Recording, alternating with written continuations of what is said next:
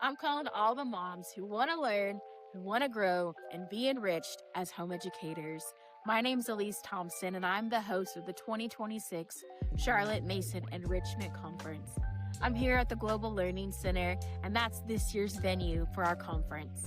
Our theme this year is For the Love of Learning, nourishing the mother and strengthening the homes.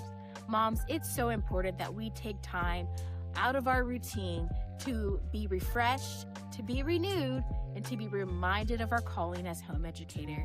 And that's exactly what this day is for, is to provide space for you to experience all those things. We're really excited because this year our keynote speaker is Karen Glass. Girl, if you've never heard Karen Glass speak before, you've got to make that a top priority because she's phenomenal.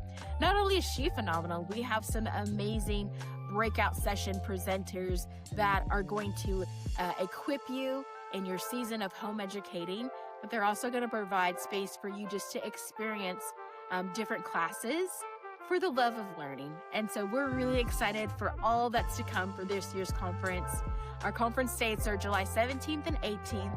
We're in Tulsa, Oklahoma, and we have in-person tickets and virtual tickets.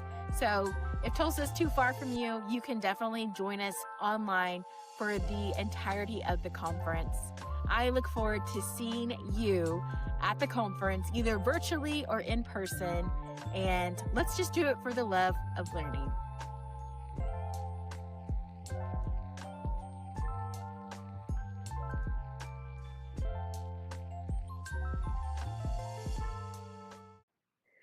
Well, hello, and welcome to the Charlotte Mason Enrichment Podcast.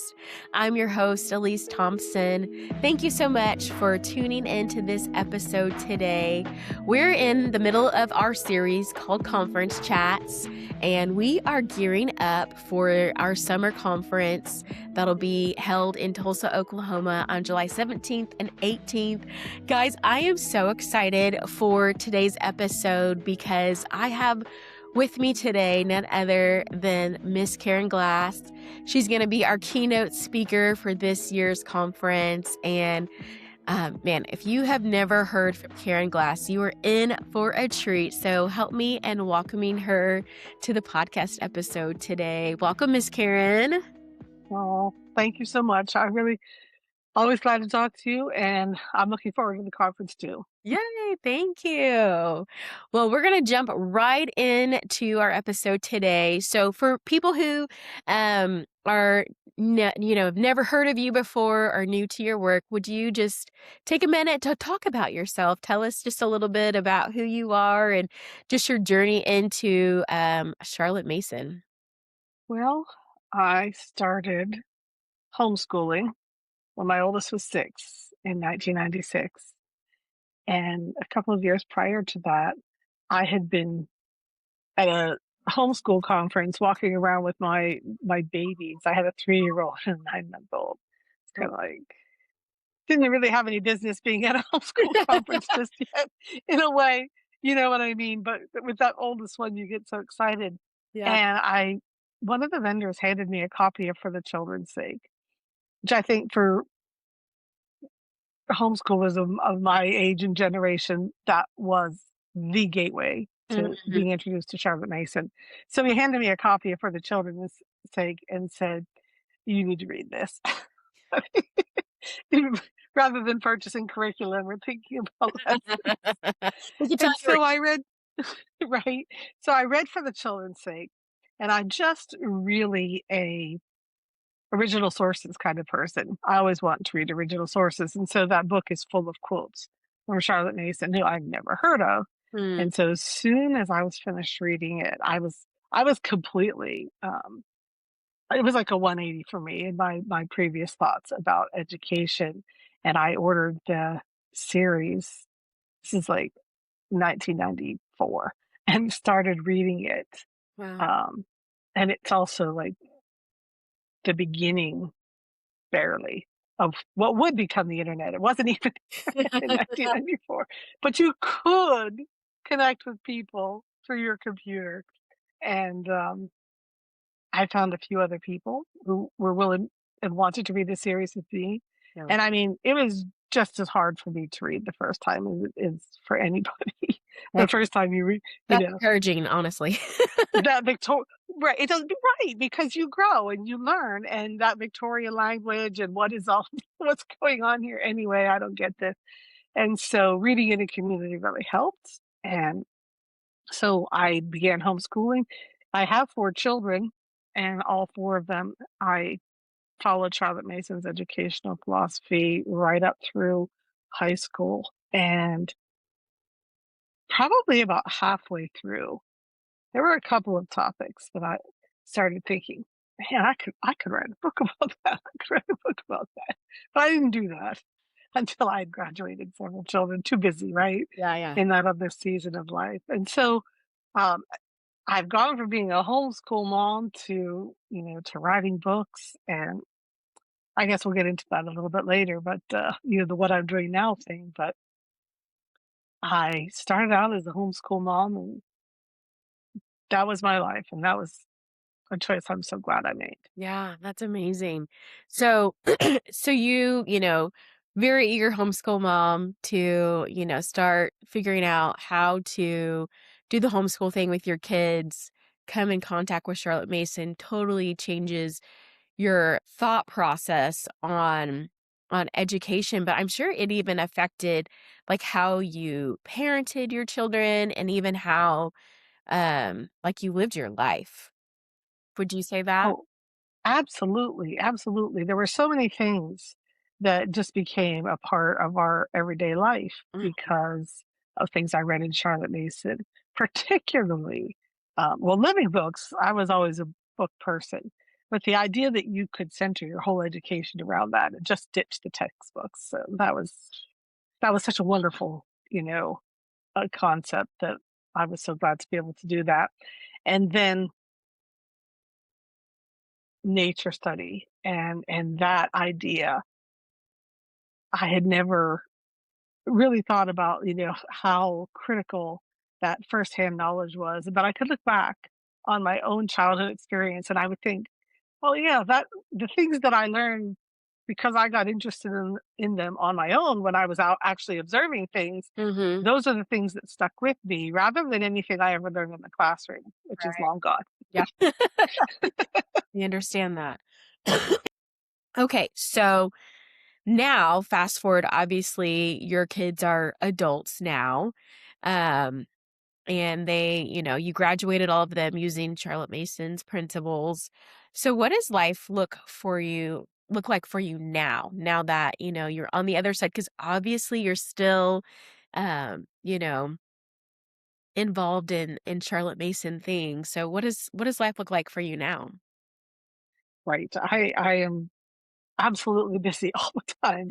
It's a different kind of busy from when I was educating my own children. Well, I was one of the original designers of the AmblesideOnline curriculum, and I'm still very, very actively involved with um, that work and that curriculum. And let's see, I think I wrote my first book or published my first book in 2014. Mm, And so that was kind of a dream for me to be an author. And it's been really exciting to um, be able to bring some of Charlotte Mason's ideas and develop them in the books that I've written, and to hear people say, "Oh, this really helped me understand, but this really made a difference." And that's why I do that. And so I continue to try to find time to write. But one of the things that has been really truly a great joy and that I never really would have thought about while I was homeschooling my children is some homeschool moms, when they finish teaching their own children, are really excited about continuing and they want to teach children. And so they become school teachers or tutors and they find ways to continue working with children. But what I found for me is that I really like teaching the moms. I like teaching the teachers. oh, wow. And so it has been I've offered classes online and I've gone and done spoken in conferences and retreats, Charlotte Mason themed. And I've even been invited to do teacher training in schools Oh, wow. and acted as an adjunct professor to teach college classes Wow. about narration and Charlotte Mason's philosophy. That's it. That's the only thing I can't teach about anyway. Awesome. At two different universities. So it's I've got always so many, spit plates spinning, and it's a challenge to keep it all going. So I would maybe guess that you're a little more busy now than when you were bringing up your kids, or equally as busy? Oh no, no, it's not. I mean, I there's no, there's being a mom is much busier because I can just be done Yeah, at the end of the day. that's When you're a mom, there's the bedtime. You're on round the clock nighttime duties for very your true. kids. No, Ve no, no, no, no. This is not as busy as being a mom and raising children, yeah, but it that's is busy. aw. Well, I'm glad you have found ways to not just, stop doing all the things that were life-giving to you, but to find ways to continue to pour back to other moms and to other people, 'cause I'm sure that the wisdom that you have, learned throughout, your experience and your time is just such a gift to all those that get to hear it. I So hope so. yeah, absolutely. Okay, so tell us about the books that you have written. Well, the first book that I did is Consider This, subtitled Charlotte Mason and the Classical Tradition. So that was a thing, just the idea of classical education was originally presented to me as kind of like the better alternative. Mm, Like classical education is much better than Charlotte Mason, and why would you do that when there's this? And this is a very long time ago, like just before 2000, mhm. that that Yes. actually hit my radar like that. And as I, again, original sources, kind of person. And so I started reading classical educators, not modern people who are being, educating in the classical tradition, but the real ones, like the Mhm. really old authors, Augustine and Plato and like that. And so over the years, I came to understand that Charlotte Mason sort of belonged underneath that umbrella, belonged to that same tradition. Mhm. And after a while, I mean, it's back in the blog days, right? People were blogging here and there on this topic. I got to the point where I just felt like everybody understood that. Mm. And then, but I lived overseas and, I wasn't always actively involved in discussions about, things that were going on in the educational community. And finally, some of my friends were like, "No, no, you need to write that book." Yeah. I just thought, "Oh, there's no need to write a book about that," because Mhm.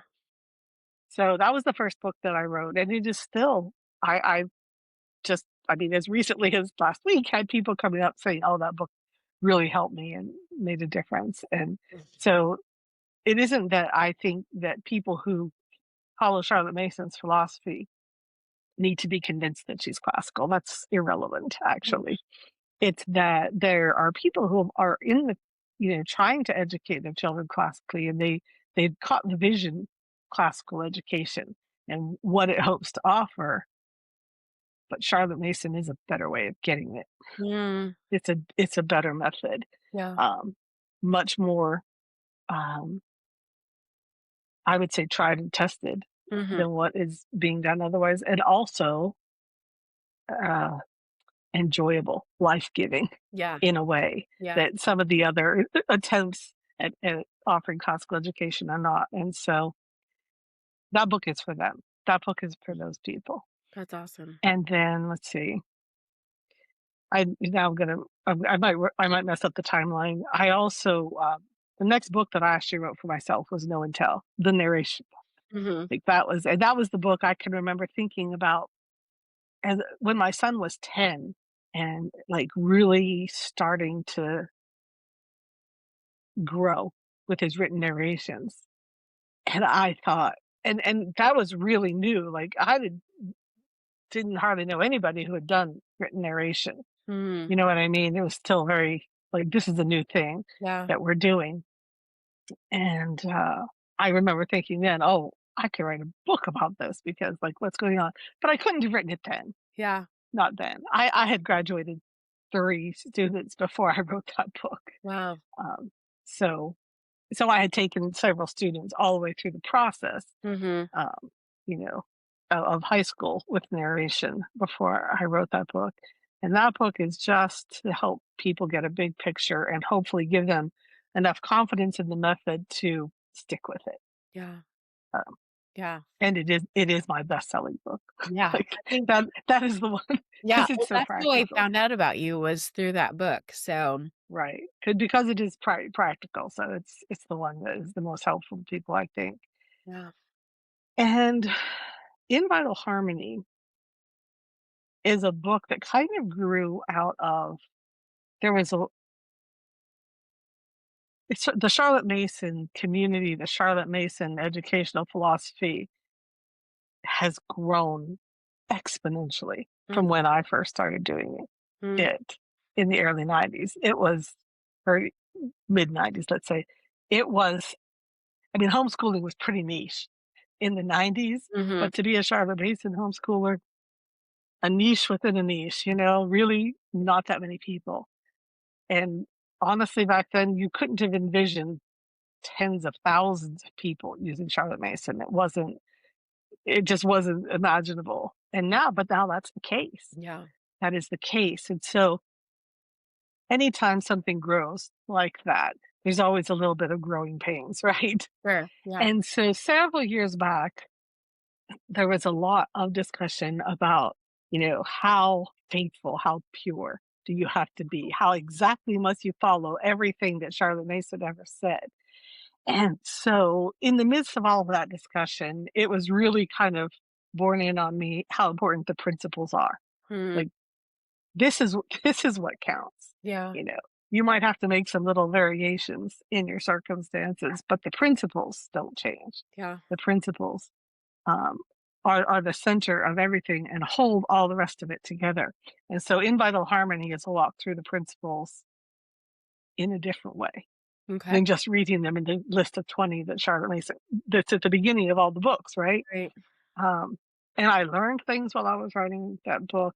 And I also wanted to be able to present the principles in a graphic form because the modern, thought processes are really adapted to that. Like we want to see something. Yeah. And so I created a graphic presentation of the principles that shows the relationships to each other Wow. for for those. So that's what In Vital Harmony is all about. And then along the way, I cannot remember now what got into my head one day to make me think that I should abridge a philosophy of education, but I did. I abridged. I guess I wanted it because not everybody's going to read a really really thick book, but they Mhm. need Charlotte Mason homeschooler or educator should read some of Charlotte Mason's own writing. Mhm. And so that is her final book. That was her gathering all her thoughts together in one place at the end of her life. And and yet there's still a lot of stuff in there that's dated and it kind of doesn't matter. Mhm. And so I try to cut all of that stuff out Mm. um, so that you would just have the essence of her philosophy Yeah. and her principles. And then I added back in, I didn't add I knew at one time exactly what the word thing is. About 10% of what is in there is maybe not quite that much, but close, is my own subheadings. So, like, I broke all of the big chapters up into subheadings that allow you to kind of follow the thoughts. Mm. It's not. I haven't changed her words. You're still reading her words, but those subheadings kind of keep you um, focused on the main point as you walk through it. Yeah. That's And and then after I wrote in Vital Harmony, where I was thinking so intensely about the principles, I happened to be the next volume I picked up to read through was volume one of Home Education. mhm. And as I read through it, because the principles were so fresh in my mind, I was like, oh, they're here, like right from the beginning. Like all the principles are right here. And to me, in that moment, they were very, very clear. But remember what I said about the first time I read it? Right. So I thought, well, wouldn't it be great if there were a study version Mhm. of volume one that would call attention to these principles, make sure you don't miss them. And Yeah. so that is what A Thinking Love is. It's a study version Love it. of volume one. And it includes the two, I'm going to say chapters, but home education was originally a series of lectures that Mhm. Charlotte Mason gave in person. And then some of the parents who heard them were just so impressed and really wanted it to become a book. So they helped her to get that published as home education. But there were 8 of them.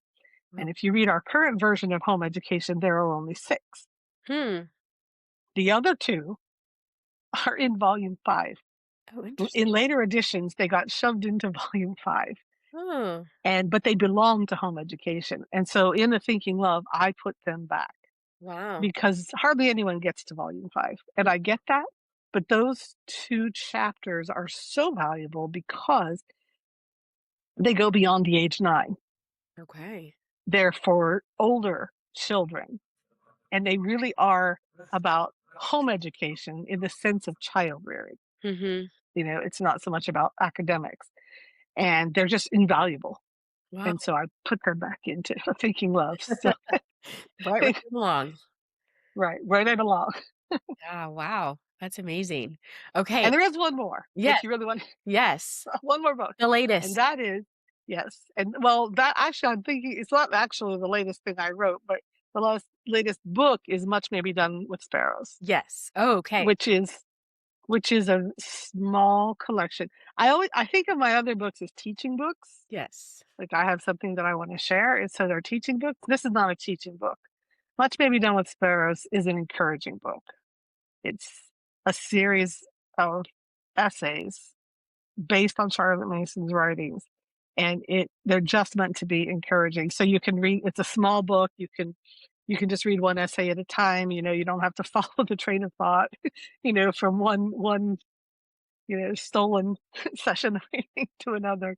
But so that's and I hope that there will be more Okay. like that Yeah. in the future. And then most recently, I did write a composition curriculum, Oh, yes, yes. which is for high school. Not a writing curriculum, but a composition curriculum. Yeah. So And I'm you've been working on that for right. That's for years. the last several years. Yeah. Wow. In fact, the fourth of the 4 books hasn't even been published yet, although I expect it to be very soon. Wow. That is amazing. Man, so, as you're sharing about your books, I'm like, man, I really do see your heart more just, to help bring clarity and to just further people's understanding um in Miss Mason's writings.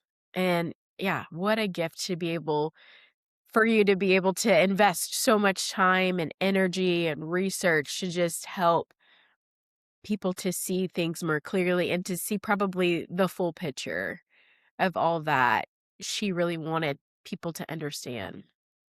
Right. Well, I really always did that in the community. Back in the day, it would just like we had an email group, if people remember what those were. And I would be reading and studying, and I would just like something would catch my attention, and I would just write, Wow, about it and share there. So this writing books is really just an extension of what I've done, for a long time. right along.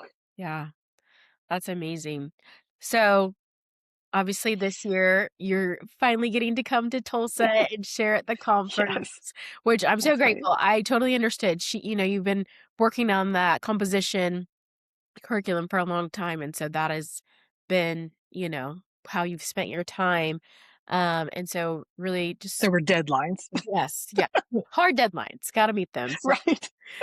understandable. So, but we're excited this year to have you share, and you're gonna be in the past, you've talked about some narration things. We've done like web classes, and then the first year you talked about Charlotte mentions the large room, like our wide room.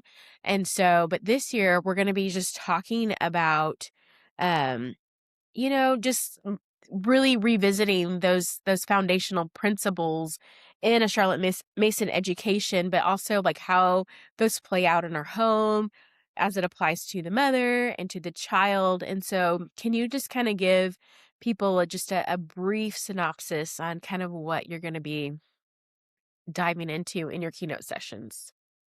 Sure. Well, I actually was speaking recently at another conference, right? And I talked about narration and I talked about principles, and I don't think I ever really talked about anything else. That's it. Great. Narration or principles. And so I really am going to focus in on the what I consider to be the two central key principles of Charlotte Mason's 20, which are that children are born persons and education is the science of relations. And all the rest of the principles matter, but they're all linked to Mm, those two central ideas. wow. And so those are the two that I'm going to be focusing on. And I think it's really important not to lose sight because it's very, very easy. Hmm. Those are easy principles to remember. Some of them aren't so easy to remember, but those two are. Wow. And every now and then we think about them, but they are multi-layered principles. And there's just things going on in our world that I think it helps to be reminded of what these principles actually entail, what they mean. Don't want to give it all away, Yeah. but,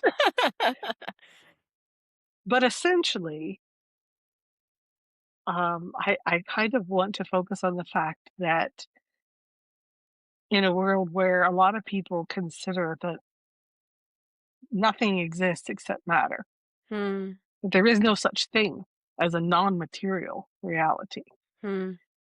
that Charlotte Mason's principles that is not the worldview that they're based on. Wow. They're based on a completely different understanding of reality. Hmm. The reality that that a person is not just blood and bone and you know physical, but that they have this other side of them, conscience, a will, a spirit, a mind, and those things don't show up on X-rays, Yeah. and that makes a difference. It Mhm. makes a difference in how we educate our children and how we live our lives. Wow. Yeah. That's wonderful. So, what are you hoping that moms will walk away with from your keynote sessions?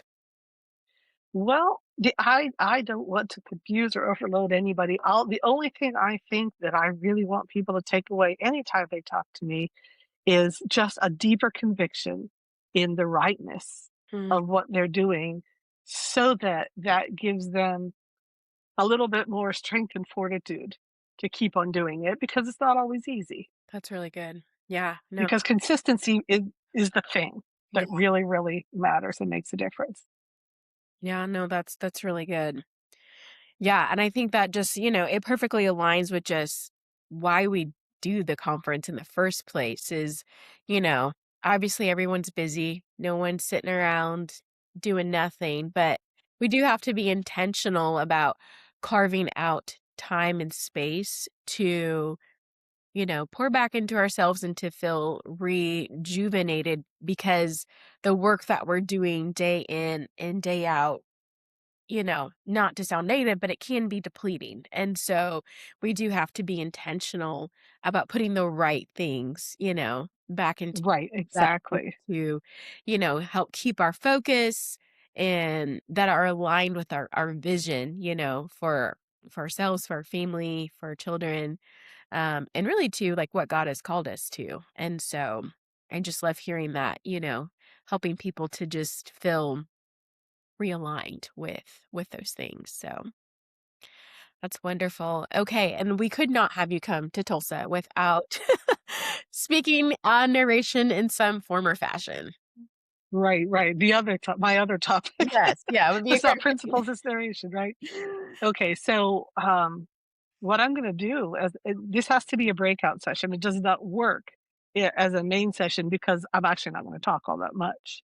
Um, it's gonna be a creative narration workshop, and I've done this before, and it might be a little self-indulgent. It is so fun to Yay. me to watch this happen, but so I don't want to give too much away about that, but everybody who is in that session will need to be prepared to narrate one way or another Love it. because the whole idea is creative narration.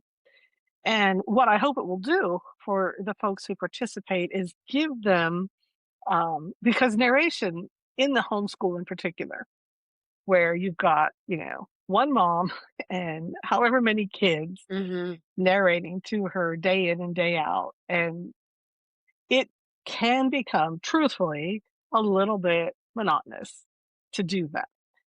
Kids get tired of just telling it back. There's a certain age too where the kids, if they've been narrating for several years and they've gotten quite proficient at it, but they just get tired of telling it back, just plain tell it back. Yeah. And so, what the creative narration workshop is going to do is kind of showcase other ways that you can have your children of all ages narrate. And so, what I hope it will do is that every mom who is in there will come away with one or two ideas for, just adding a little variety and bringing life to narration in their homeschool to give their kids an opportunity, um, to showcase their own, personality and their own strengths. Because creative narration, there's no, like, everybody has to do this kind of creative narration. You can absolutely pick the ones that are right for your child, that interest them. Some kids would hate some of these things, and other kids would do all over it. Like, Yeah. I really want to do that. And so I'm hoping everybody goes away with at least a couple of ideas for ways of using creative narration to liven things up, and also the conviction that it's worth doing, just taking the time.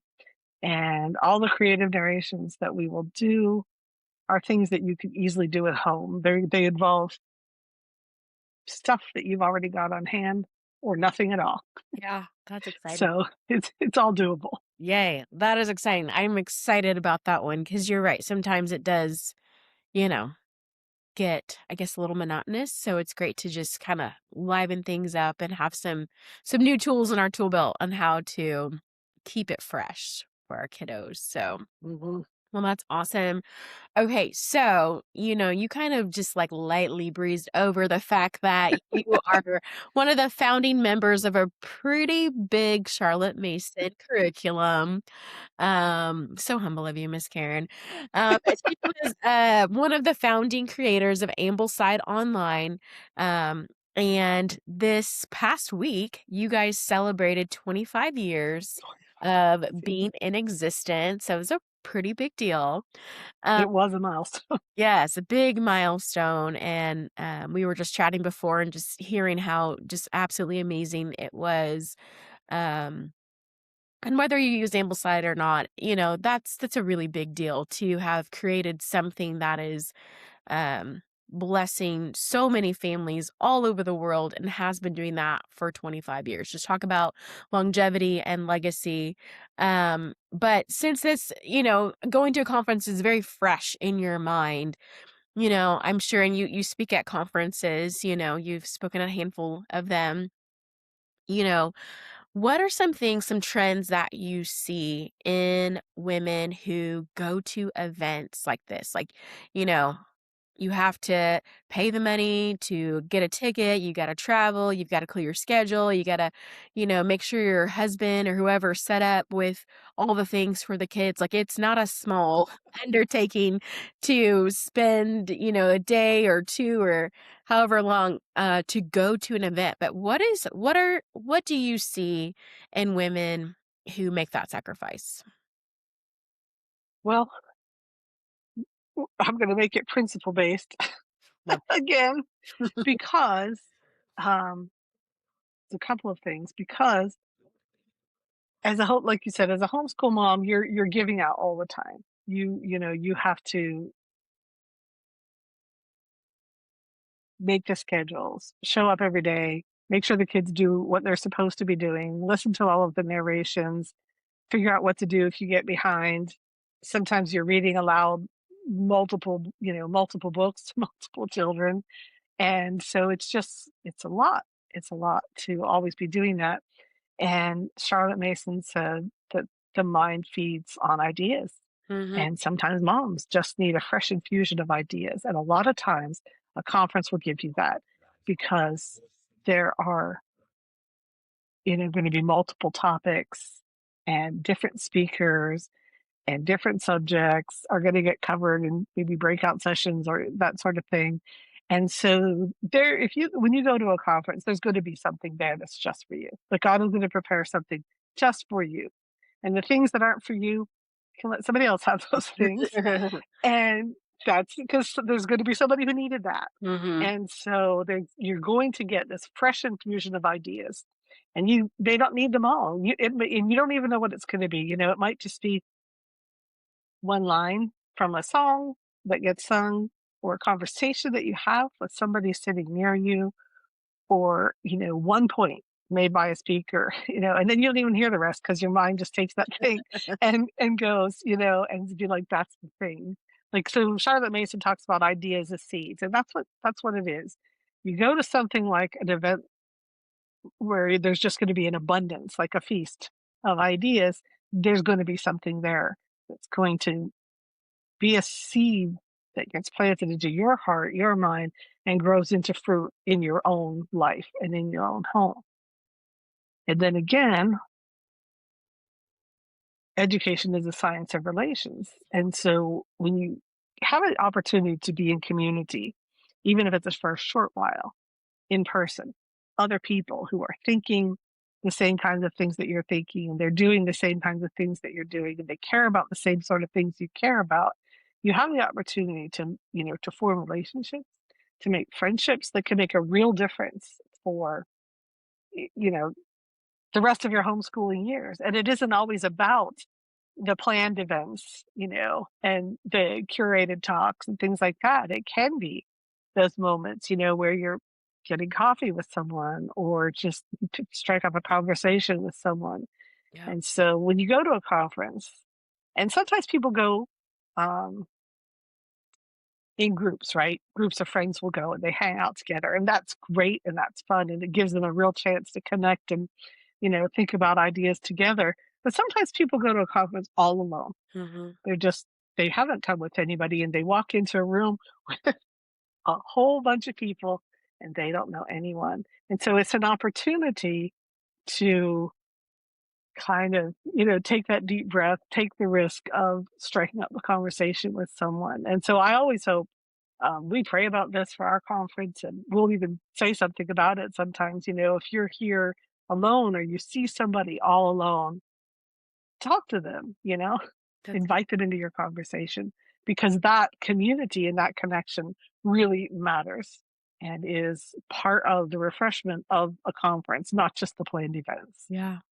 No, that's so good. Yeah, sometimes there's really meaningful things that can take place, just rubbing shoulders with people who, it's like they're in the same season of life, or, they're educating their kids in the same way you are. And so it's like they get it, that other people may Hmm. not get. So I love I love that, and you kind of talked on just those living ideas, and I think the more that I'm reading, her volumes, and just really thinking, and processing it, it's like, man, we always need to have just those fresh, like, living ideas that we can, like, ponder and wrestle with and kind of flesh out. Like, our mind needs something to feed on, like, Right. it's just Hmm. so important. And it's interesting because it's like what you feed on is like, kind of what you produce, and like the kind of the fruit of your life is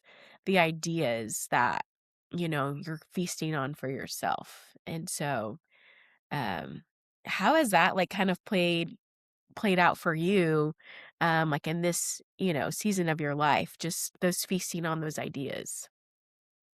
I find myself circling back all the time to the same basic ideas. Education is a science of relations. And it isn't just that children are born persons. You know what I mean? Mhm. Moms are persons too.